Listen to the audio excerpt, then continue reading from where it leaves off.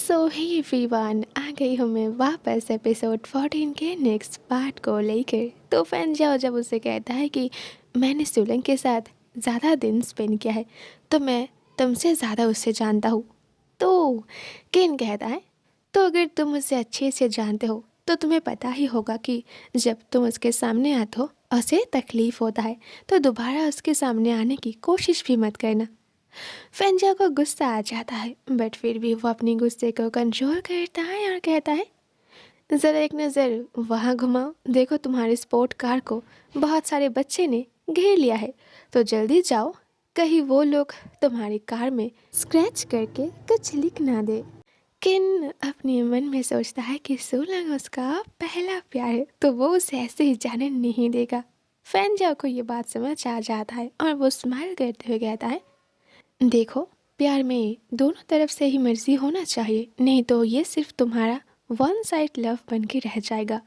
किन उसे जवाब देते हुए कहता है देखो, मैं तुमसे कहीं ज़्यादा यंग हूँ, रिच हूँ और हैंडसम भी हूँ, तो अगर ये मेरा first love one side love बन के रह भी गया तब भी मेरे पास बहुत सारे रास्ते होंगे, लेकिन तुमने तो अपने हाथों से ही सारे रास्ते बंद कर दिया है।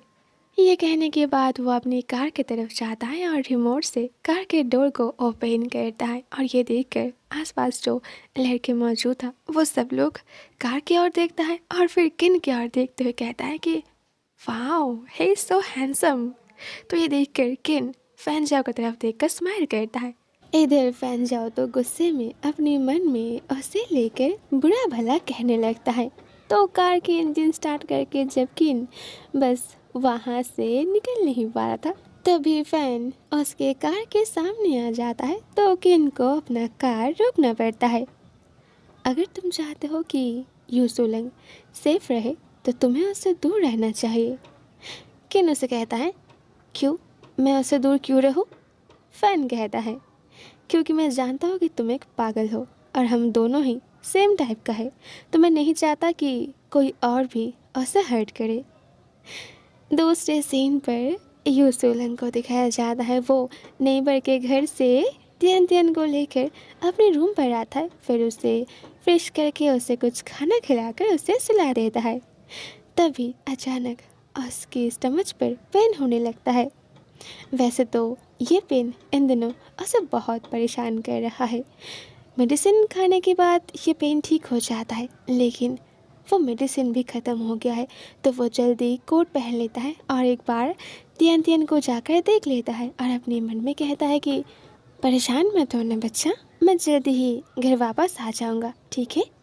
फिर वो डोर लॉक करके नीचे आता है, फिर बाहर की ओर जाने लगता है।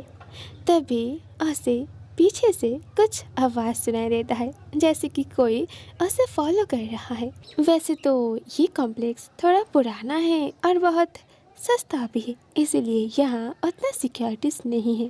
तो सोलंग अपने सेफ्टी के लिए रोड से एक स्टोन उठा लेता है और दूसरे हाथ से अपने स्टमच को पकड़ लेता है और धीरे धीरे आगे बढ़ने लगता है। लेकिन जैसे ही वो आवाज़ उसके करीब आ जाता है वो पीछे टर्न होता है और तभी वो अपने सामने फैन को देखता है। आप यहाँ क्या कर रहे हो? क्या आप मुझे फॉलो कर रहे थे? फैन उसे कहता है नहीं सोलंग, मैं तुम्हें फॉलो नहीं कर रहा हूँ। उस टाइम मैंने देखा था कि तुम थोड़ी टायर्ड हो, इसलिए मुझे लगा कि मुझे यहाँ कुछ टाइम के लिए वेट करना चाहिए। तो सोलंग उसे कहता है तो क्या आप एवरीडे यहाँ मेरे लिए वेट करते हो? फैन उसे कहता है हाँ, मैं रोज़ यहाँ तुम्हारे लिए वेट करता हूँ क्योंकि मैं तुम्हें लेकर परेशान रहता हूँ और जब तक कि तुम्हारी रूम की लाइट ऑफ नहीं हो जाता मैं यहीं पर इंतज़ार करता हूँ। सोलंग उसे पूछता है क्या आप सच में रोज़ रात को यहाँ इंतज़ार करते हो? फैन टॉफ़ी को घुमा देता है। तुम इतनी रात गए नीचे क्यों आए थे? तुम ठीक तो हो ना? सोलंग कहता है हाँ, मैं बिल्कुल ठीक हूँ, आपको अभी जाना चाहिए। फैन एकदम से उसके करीब आ जाता है और उसके फोरहेड पर हाथ रख के कहता है कि नहीं, मुझे एक बार चेक करने दो, कहीं कहीं तुम बीमार तो नहीं हो ना? सोलंग उसके हैंड को हटा देता है और कहता है कि नहीं, मैं बिल्कुल ठीक हूँ। बट उसी टाइम उसके स्टमच पर फिर से पेन होने लगता है और वो इतना ज़्यादा होता है कि वो ठीक से खड़ा भी नहीं हो पाता है। फैनजाओ को समझ आ जाता है। वो जल्दी उसे होल्ड कर लेता है और कहता है, सोलंग क्या हुआ, मुझे बताओ तो कि तुम्हारे स्टमच पर पेन हो रहा है। इस वक्त सोलंग उसके साथ कोई आर्ग्यूमेंट नहीं करना चाहता क्योंकि उसके पास इतना स्ट्रेंथ नहीं है, तो वो बस उसे हाँ कहता है। तो ये सुनकर फैन जल्दी उसे अपनी बाहों में उठा लेता है और कहता है, चलो मैं तुम्हें लेकर हॉस्पिटल चलता हूँ। सोलंग का बॉडी शेक करने लगता है। वो उसे रोकना चाहता है, उसे मना करना चाहता है, लेकिन वो कुछ भी नहीं कर पाता है और सब कुछ उसके दिल में ही रुक जाता है।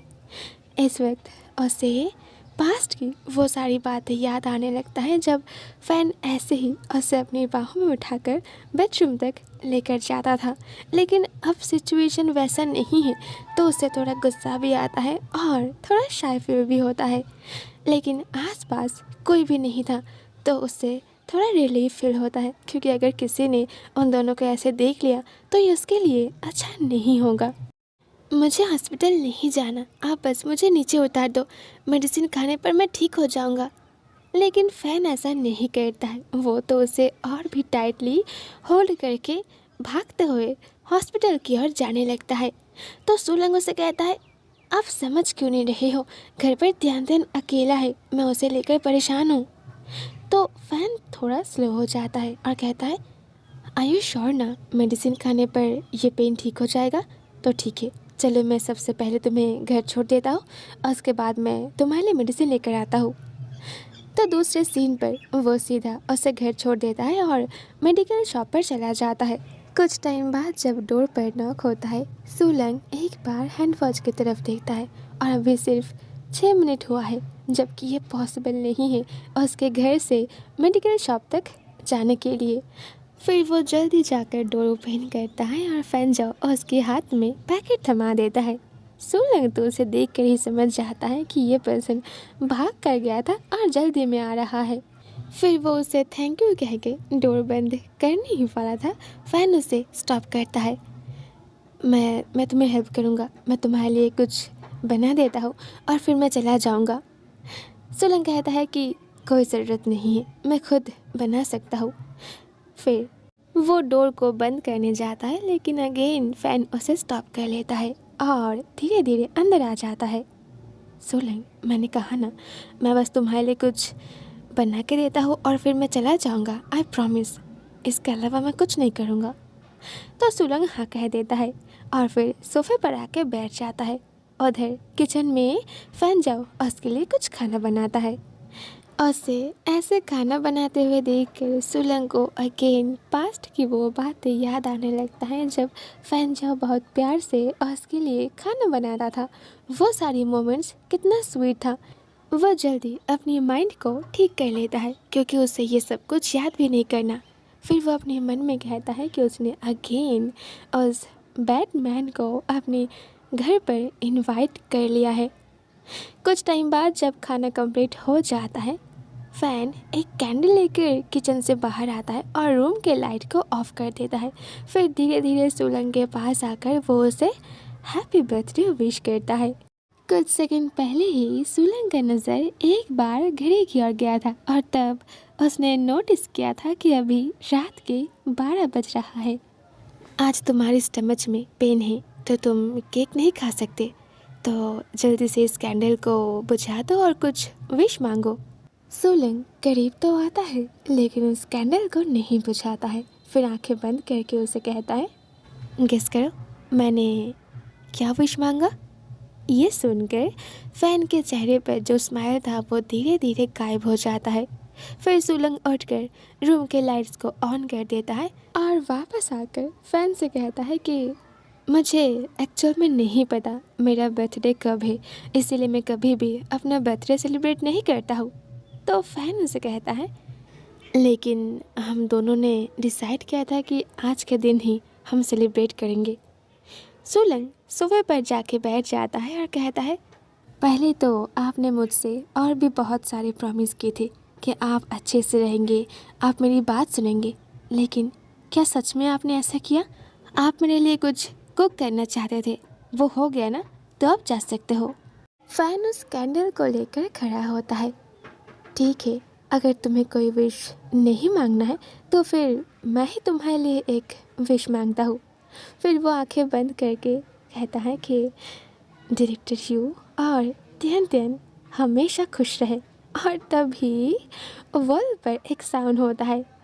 सोलंग गुस्से में एक वाटर बॉटल वॉल पर थ्रो करता है, लेकिन फैन को थोड़ा सा भी फर्क नहीं पड़ता है। वो अपने विश को प्रे करके कैंडल को बुझा देता है। दूसरे सीन पर खाना और मेडिसिन खाने के बाद सोलंग को थोड़ा बेटर फील होता है। फैन उसे कहता है कि वो डिशेस को क्लियर कर देगा, लेकिन सोलंग मना करता है और बस उसे जाने के लिए कहता है। लेकिन फ़ैन तो ज़िद पकड़ के बैठ जाता है कि वो सब कुछ क्लीन करके ही जाएगा। तो सोलंग ज़्यादा आर्गुमेंट ना करके सोफे पर जाके लेट जाता है और बस प्रिटेंड करता है कि घर पर कोई है ही नहीं। और यहाँ फ़ैन जब सब कुछ क्लीन करके किचन से बाहर आता है, वो नोटिस करता है कि तब तक सोलंग सोफे पर ही सो चुका था। वो एक ब्लैंकेट निकाल कर उसे कवर कर देता है और सोफे के पास ही बैठ जाता है और सोलंग की फेस की ओर ही देखने लगता है।